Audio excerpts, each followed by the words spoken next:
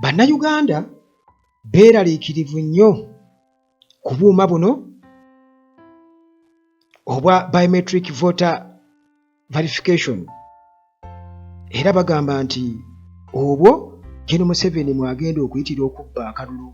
Kakati nno munnange bw'onoonyereza ku buuma buno ojja okukikakasa nti ddala kituufu Gen. Museveni awo alina upper hand era nti akakodyo ke yatega ak'okuleeta bu biometric voter verification machines obwo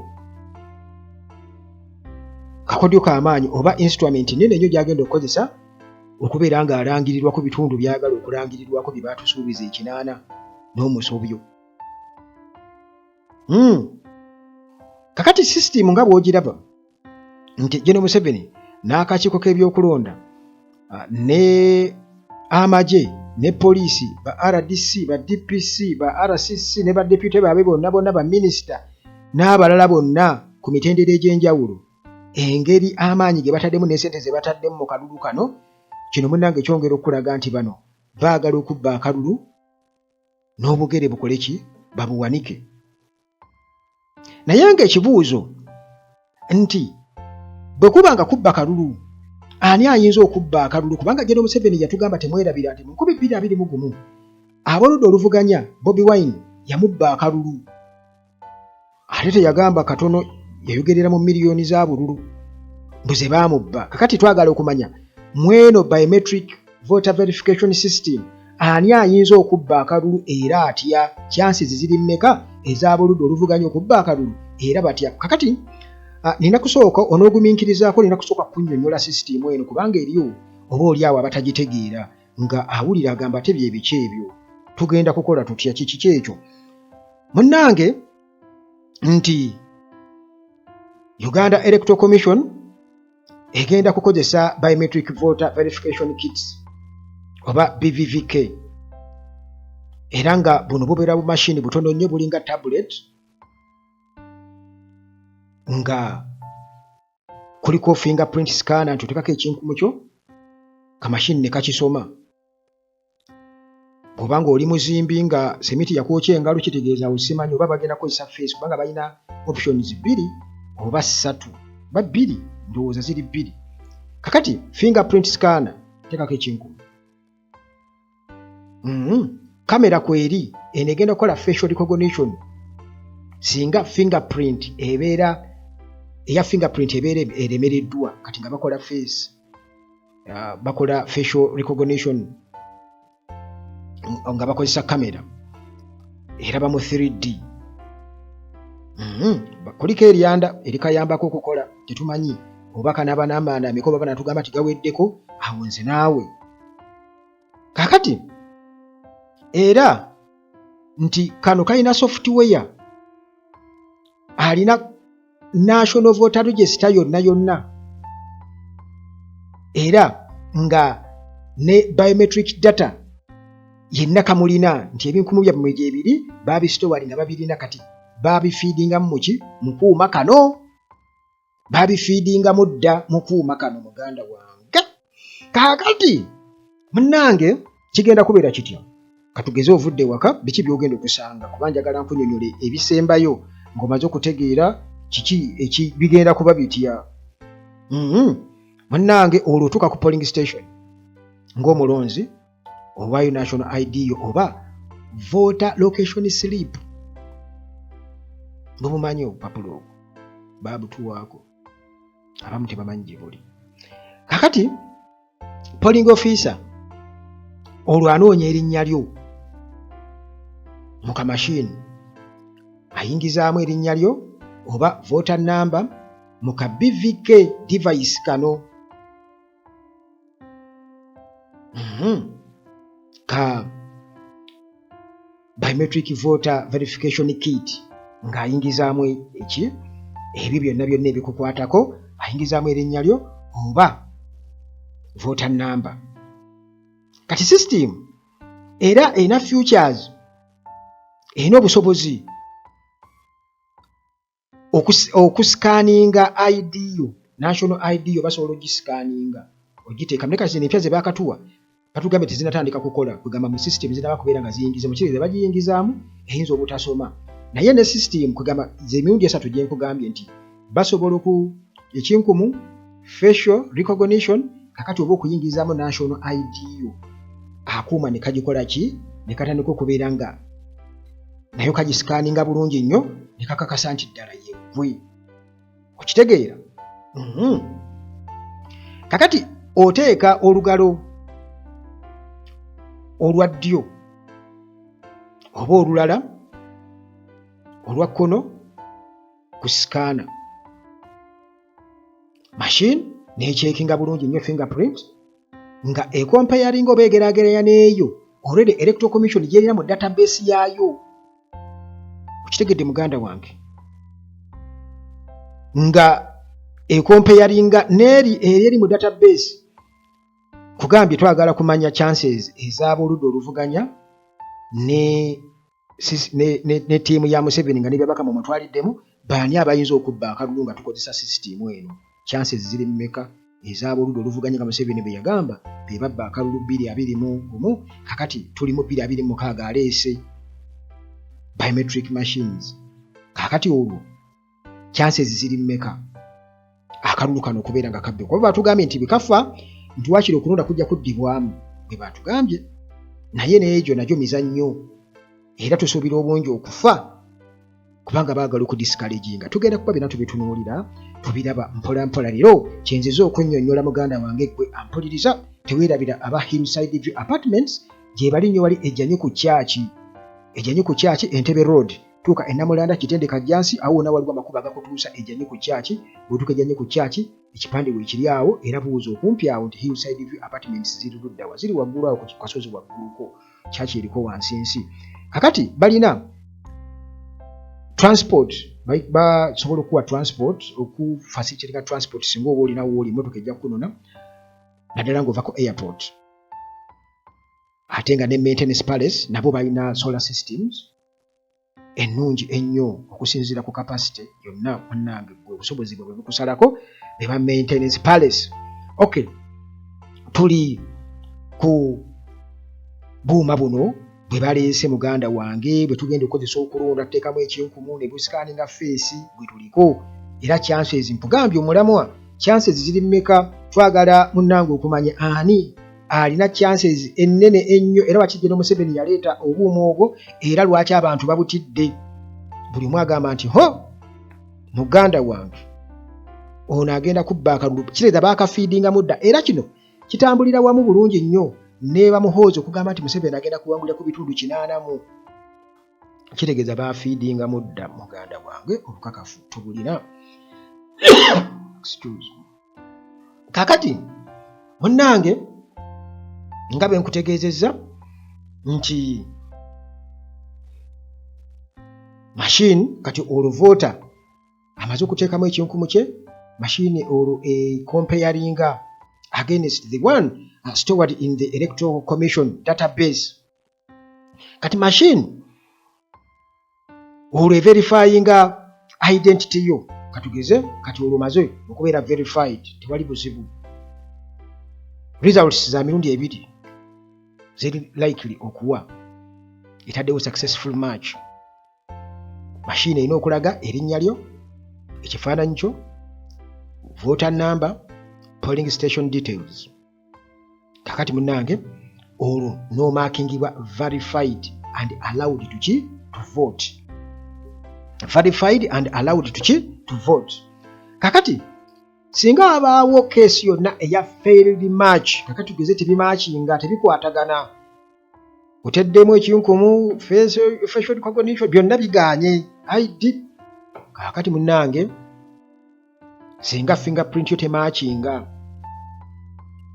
naddala ku bantu abakulu kino kitera okubaawo abalimi ba manual workers kati nga abazimbi seminti atera okwokya ebyenkumu ebyo singa bigaana okumatchinga kakati olwo office alina kugezaako fingerprint endala oba olugalo olulala kubanga bakujjako ebyenkumu ku lugalo olusukku kati alina okugezaako olugalo olulala naye era si garanti nti nno nalwo lunaasoma kubanga eri abantu abakola emirimu nga jjo munnange gijjako ebyenkumu.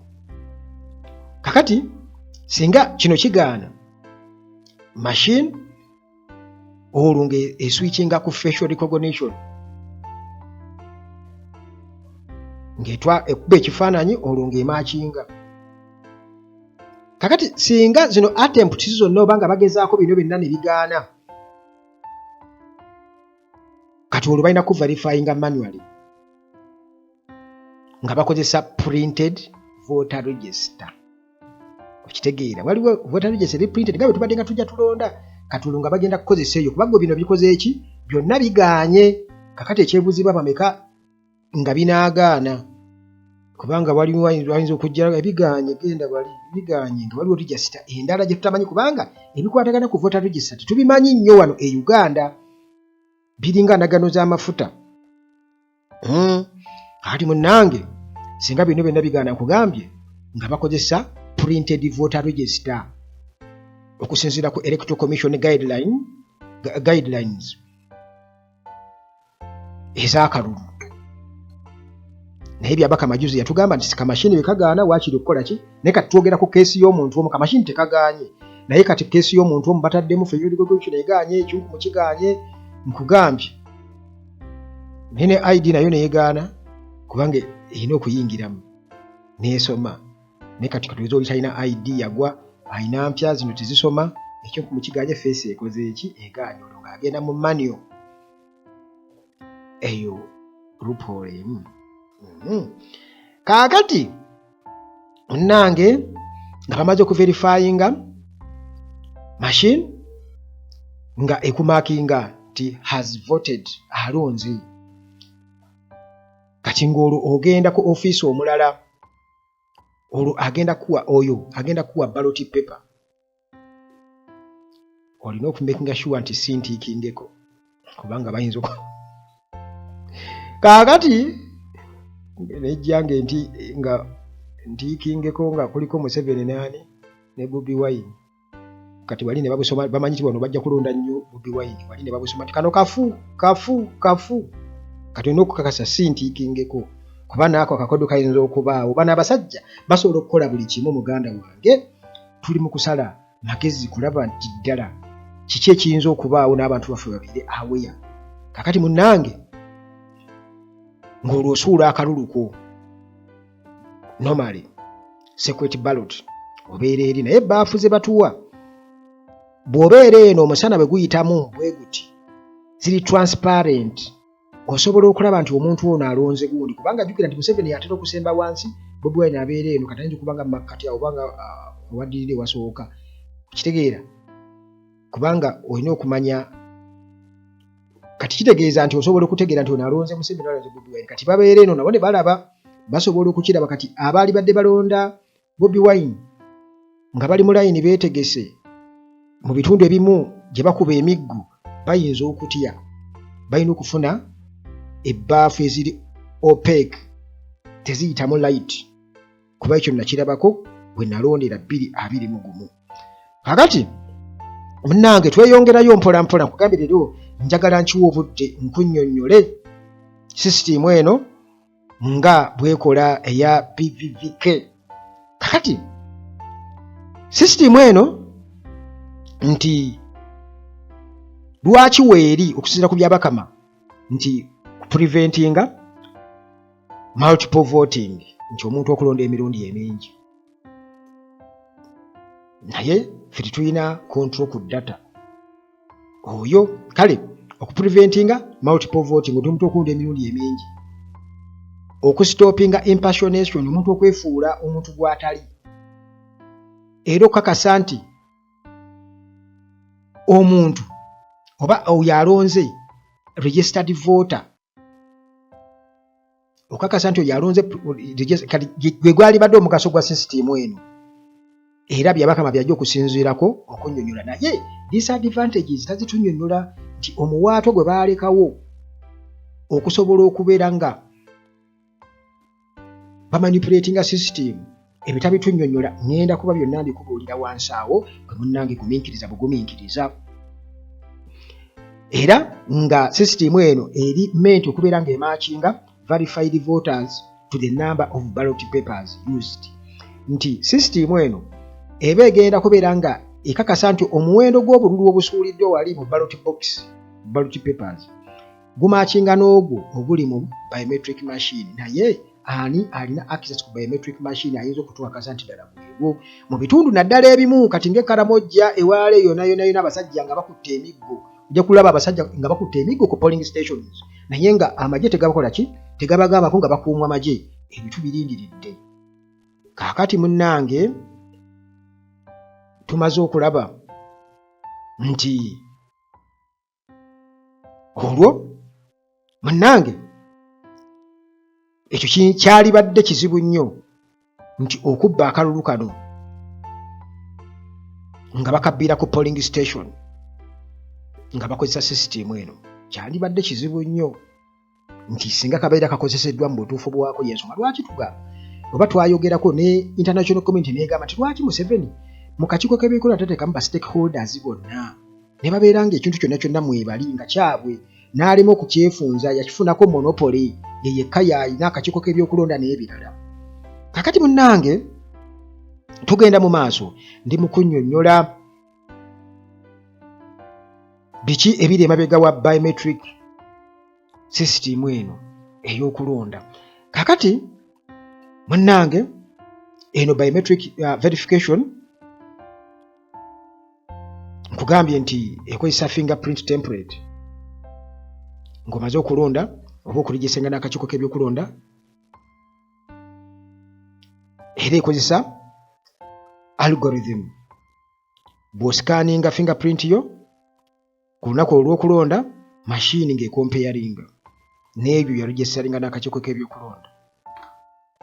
Kakati munnange bano baba balina saved template gye balina eya fingerprint yo kwe basinzira okubeera nga bakompeyaringa. Kakati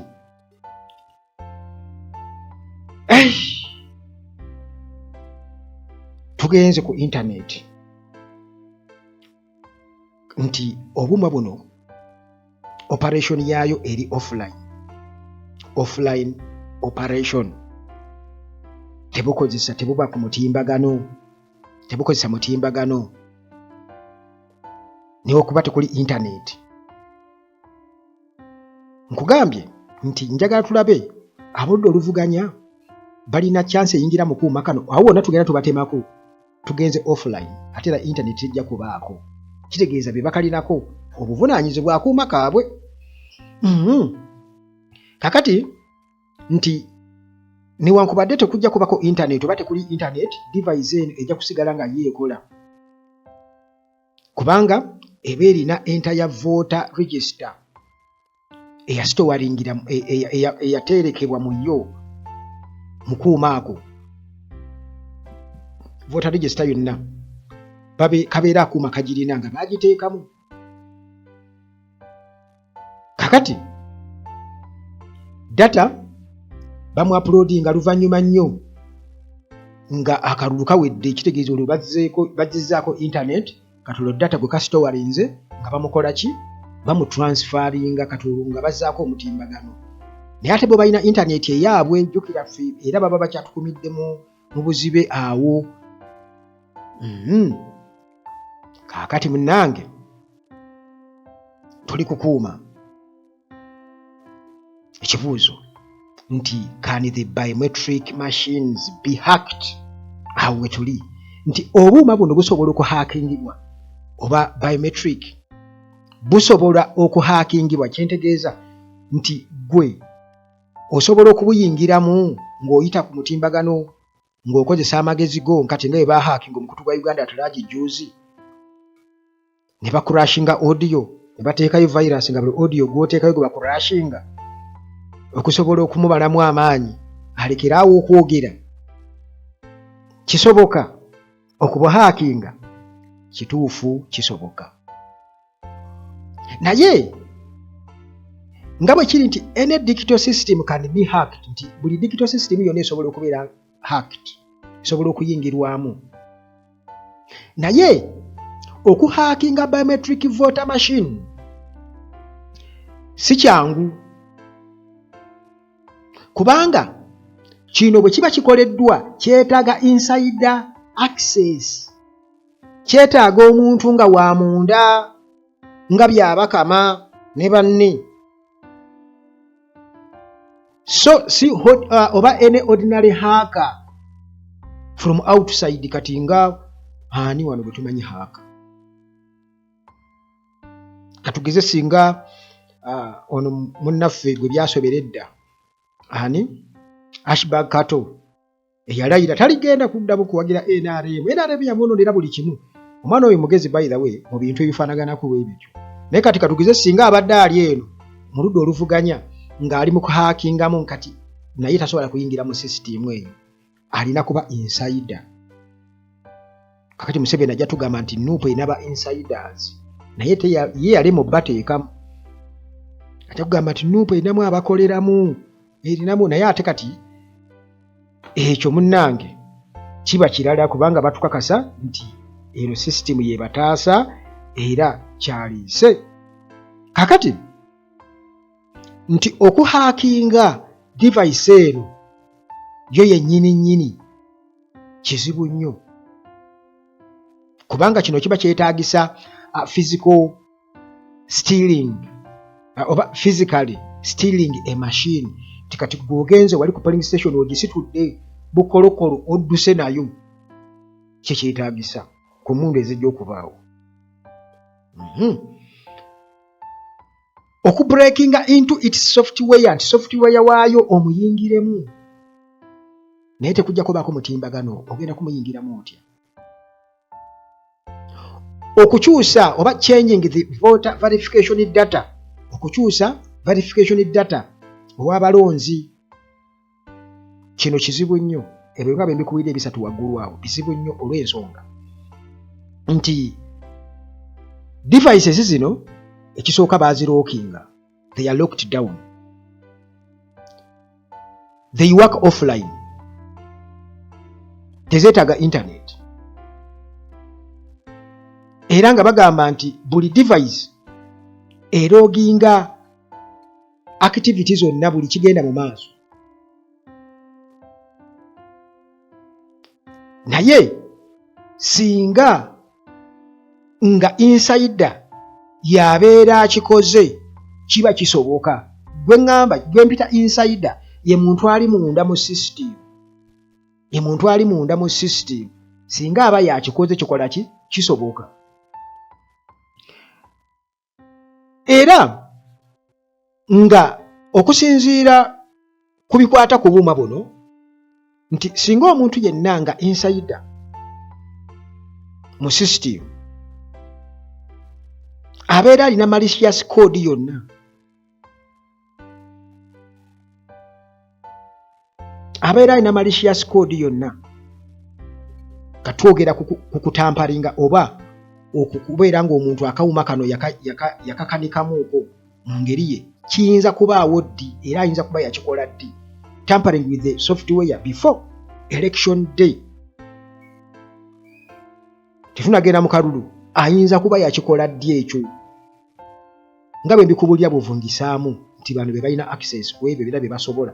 Kakati bw'aba alina koodi yonna gye yateekamu nga gy'akozesa, omanyi kati nsobola okubeera nga ndi wano naye nga nina mukwano gwange katugeze abeera Rwanda oba abeera mu America oba abeera Japan, naye ate nsobola okubaako koodi zemmuwa naye n'apeyaringa nange nembeera nga kompyuta ye nenjigendamu nendaba ebiriko nenkoppayo n'ebintu oba nenderiitingamu ebintu oba nentekako ekintu kyonna, kisoboka. Kakati nti singa omuntu yenna abeera ne malicious code eno erina kubaawo during manufacturing nga bakola akuuma ako nga bakakola.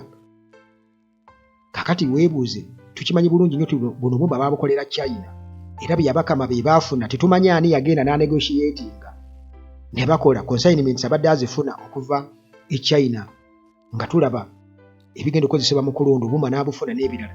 Kakati ani yakola obuuma buno era manufacturer baamuwa biragiro ki? Manufacturer eyakola akuuma kano mu factory baamuwa biragiro ki? Kakati awo wonna gwe muganda wange ampuliriza gamba bugambe tetuli safe kubanga kasobola okubeera manipulated. Manufacturer baamuwa biragiro ki ng'akola akuuma kano kubanga nkugambye ba stakeholders bonna tebaaliyo nga bakola obuuma buno Byabakama ne Museveni Byabakama ng'akoleko ebiragiro bya Museveni ne Muhoozi n'abalala be baagenda ne bakola obuuma obwa standard gye bakola ki gye baagala. Standard gye baagala nti twagala ba standard bweti. Nga bakonfigaringa configuration mu kukonfigaringamu tuteekemu ki mukuuma kano awo nga bakonfigaringa kati babuteekamu bye twagala bigenda okukozesebwa wano ku sisitimu yaffe ey'e Uganda kubanga bulina kukola wano e Uganda kati bakonfigaringa bateekamu ki teri alina bukakafu. Tunoonya ddi omuntu lwayinza okuba nga yayingira mu buuma buno n'abukozesa kyayagala. Software updates nga ba updatinga software.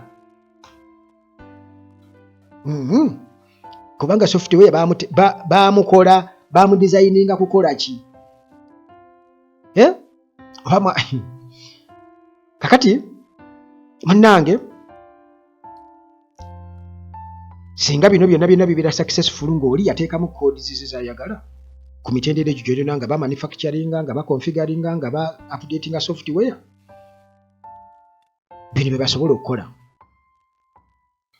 basobola okukola kitegeeza nti they can allow certain fingerprints to always pass. Basobola okubeera nga waliwo fingerprints ze baleka ne ziyitawo newankubadde nga teziri mu system okusinziira ku ki kye baateekamu nga bakola akuuma kano nga bakonfigaringamu nga baupdatinga software. Kitegedde nti kasobola okukola nga fingerprints ezimu ziyitawo buyisi. They can block certain voters. Basobola okulemesa ba voters abamu okulonda nga muli legible naye ogenda okuteekamu wali ne bakublokingira ddala for good. Era they can replace the voter register inside the device. Nti basobola okuddira voter register ne bagikyusaamu ne bateekamu endala ne bagireplacinga neeyo gye tutamanyi bantu gye baava ogenda okulaba bo bayitawo buyisi be bakola ki be balonda. Kakati bino byonna okubikola nga bemikunyumirizaawo biba byetaaga access to electoral commission systems. Olina okuba nga olina access ku electoral commission systems. Era kisobokera ddala akuuma kano okubeera nga kali manipulated tekasobola kubeera nga katuwa akalulu akamazima n'obwenkanya. Nsuubira okuba nga aba electoral commission babeera bawuliriza byenjogera era bonna bagamba kituufu twakikola twabikola. Kakati munnange okumanipulatinga voter register kyangu. Kakati eno ndowooza could be the most realistic type of hacking. Kugamba eno ye hacking ndowooza esobokera ddala gy'oyinza okugamba nti ddala kati mu butuufu wano bwe bagenda okuyitira. Kati biometric machines zino bagamba nti okukola kwazo kusinziira ku voter register eyo ebeera eriwo. Kati singa omuntu ajja n'akyankalanya register eno kiki ekiyinza okubaawo? Singa ajja n'agikyankalanya kitegeeza nti ba genuine voters bajja kubajjamu. Basobola okuteekamu ba ghost voters. Basobola okukyusa fingerprints. Basobola okwassigninga wrong polling stations.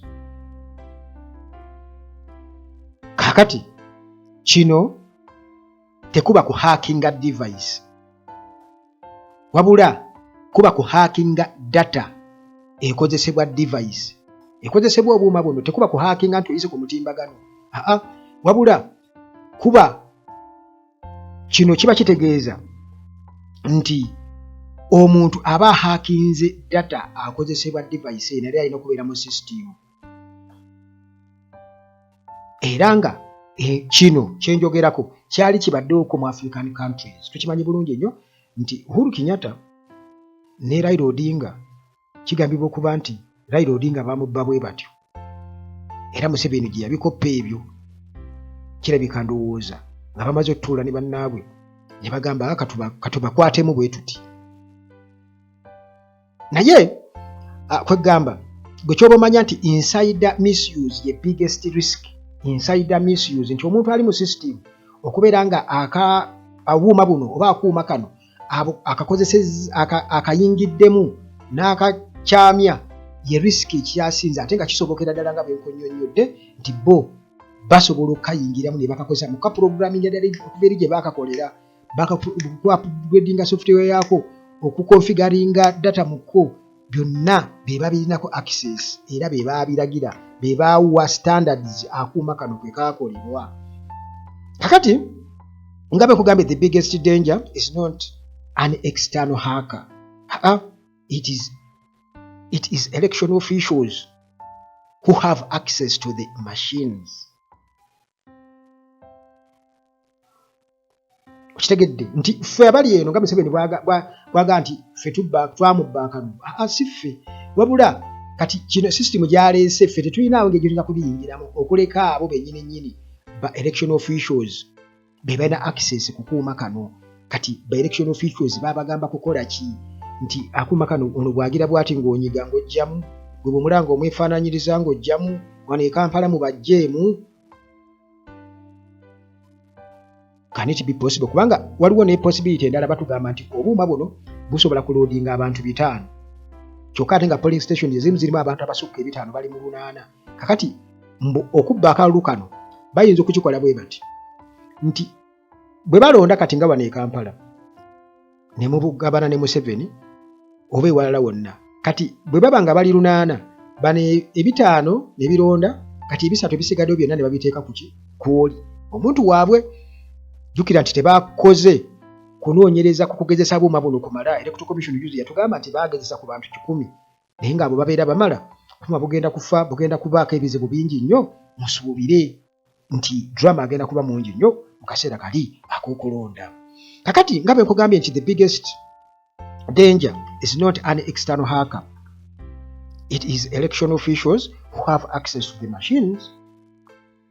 Kakati munange insider kati election ali mu system ayinza kukola ki? Ayinza okudisablinga machine mu bitundu ebimu ne babujjako ne babudisablinga n'akanyiga ne kaba nga kikakyakola.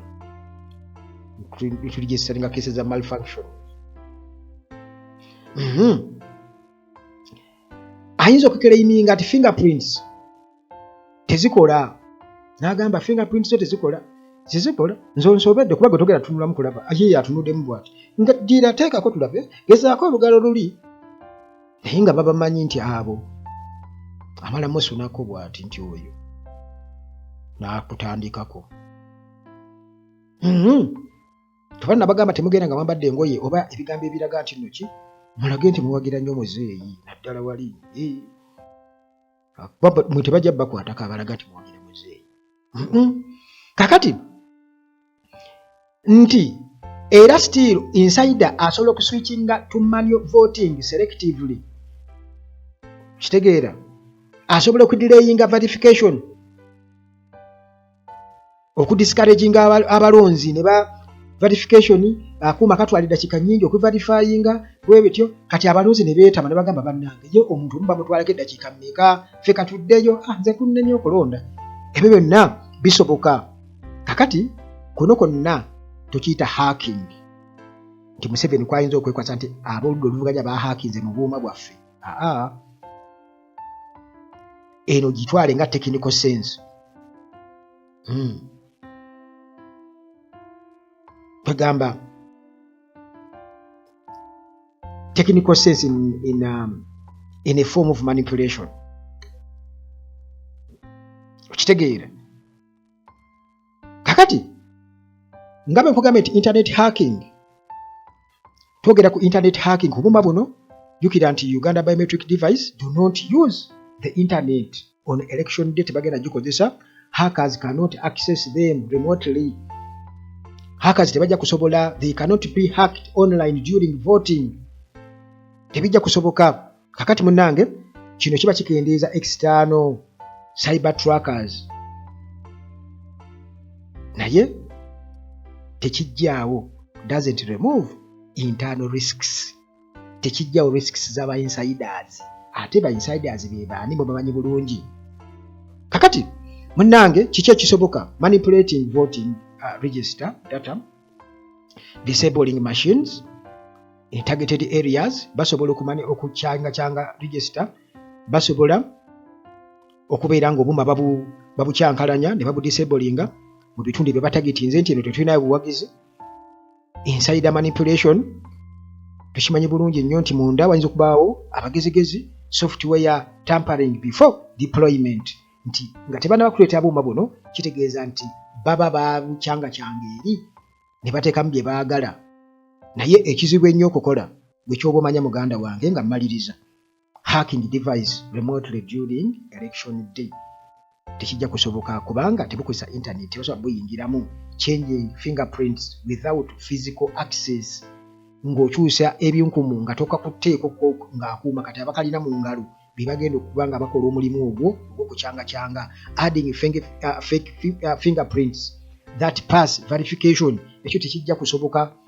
Kitegeera kuffe naye bo kisoboka ba insiders. Kakati bottom line nti obuma buno busobola okuhackingibwa,